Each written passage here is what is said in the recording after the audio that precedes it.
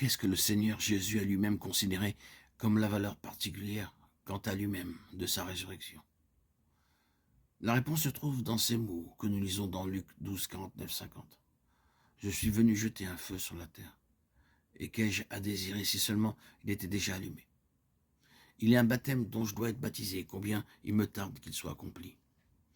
Il n'y a aucun doute qu'il est en train de parler du baptême de sa croix, de sa passion. Et il perce du regard le baptême et pense à l'autre côté, comme sa délivrance. Ainsi, la toute première chose au sujet des 40 jours est que cela représente l'affranchissement du Seigneur. Combien suis-je à l'étroit, combien suis-je enfermé, confiné? Je suis venu jeter un feu, répandre le feu sur toute la terre. Mais ici, je suis lié à ces quelques kilomètres d'un petit pays, lié au temps, lié à toutes les conditions de la vie ici-bas. Oh, combien il était limité, limité dans son propre mouvement, limité dans ses disciples, limité à tout égard. Il aspirait à être libre, à être au large, à être affranchi. Il considérait la résurrection comme son affranchissement. Et la croix comme la voie pour parvenir à cette fin. Or, le Seigneur avait fait au début de son ministère une grande déclaration. Vous vous souvenez que son premier service consigné eut lieu à Nazareth, lorsqu'il prit le chapitre 61 d'Ésaïe et parla du septuple aspect de son ministère. L'Esprit du Seigneur est sur moi.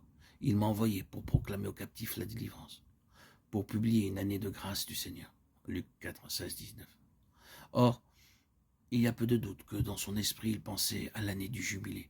Car ces paroles d'Ésaïe font écho à celles qui se trouvent dans Lévitique 25, 10 concernant l'année du jubilé, la 50e année, celle du relâche, quand tout ce qui était tombé sous l'esclavage, hommes, femmes, enfants, maisons, terre ou quoi que ce soit d'autre, devait être libéré. Et ainsi, tout au début de son ministère, il a dit en quelque sorte, je suis venu à cause du jubilé de Dieu, la 50e année de Dieu, l'année de la délivrance du Seigneur. Depuis l'exode d'Israël jusqu'au commencement du ministère du Seigneur Jésus, il eut 30 jubilés. Un sujet intéressant d'étude biblique pour vous si vous voulez.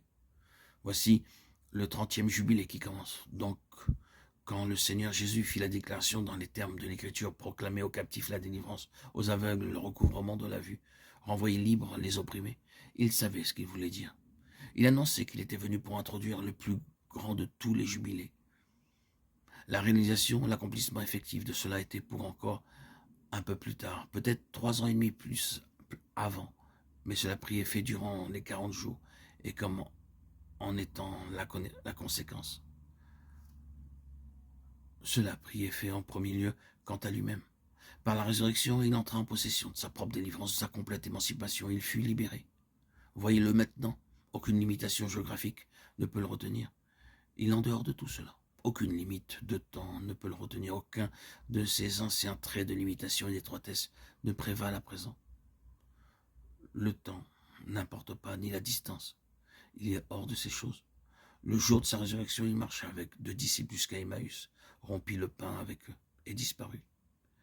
Ils retournèrent en courant à Jérusalem pour raconter la nouvelle, mais il était là avant eux.